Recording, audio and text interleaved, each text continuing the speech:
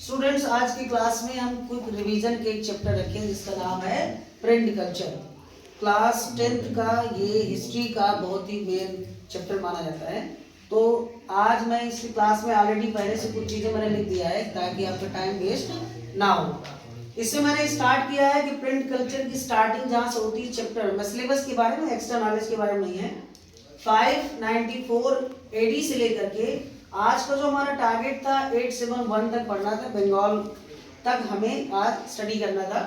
तो मैंने इसमें ऑलरेडी लिख दिया कि प्रिंट जो फर्स्ट प्रिंटिंग बुक्स आई थी चाइना से स्टार्ट किया। तो चाइना में हमने पढ़ा कि किस तरह से 594 में चाइना, फिर उसका संघाई आ गया, वो हब बना, वहाँ पर वुड ब्लॉक प्रिंटिंग स्टार्ट हुई और वहाँ सिविल एग्जाम कराने वाला चाइना दुनिया का पहला देश पेपर्स में कराने वाला बना।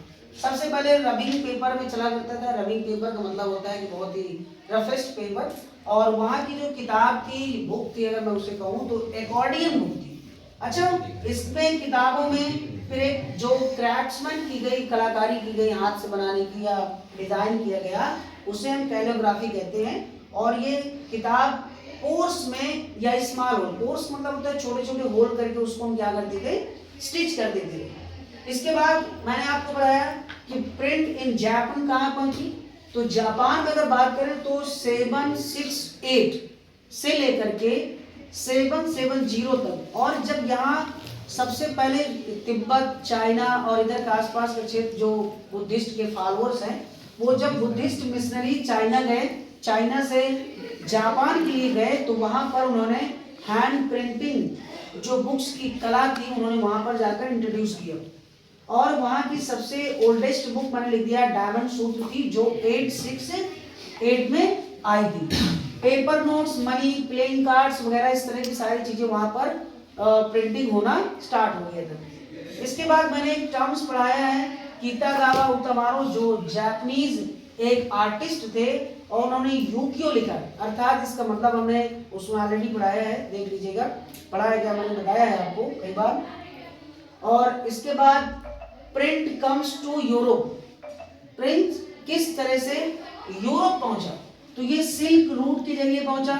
मार्को पोलो का बहुत ही अहम योगदान था इसमें जाने का। और वेलम मैंने यहाँ पर लिख दिया, टर्म्स पूछा जाता है कि वेलम क्या है या वेलम से आप क्या समझते हैं। तो स्किन ऑफ एनिमल्स पर जो भी क्राफ्टमैन की जाती थी उसको वेलम कहा जाता था। हाँ, यहाँ पर मैंने लिखा था चाइना की एक हेडिंग पढ़ा था, इंपीरियल स्टेट या सबसे ज्यादा पेपर प्रोड्यूसर के लिए जाना जाता था। और यहाँ पर हमने जिग्जी ऑफ दक्षिण कोरिया पढ़ा।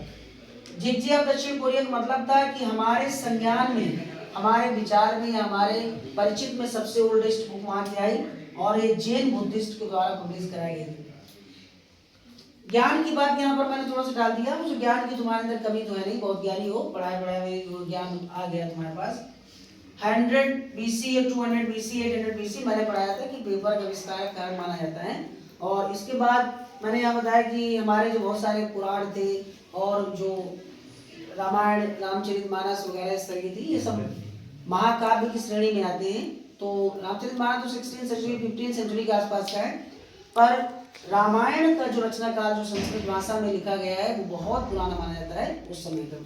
ठीक है, तो आप लोगों को पता होगा, सारे सब लोगों को, ठीक है, समझ में आ गया सबको?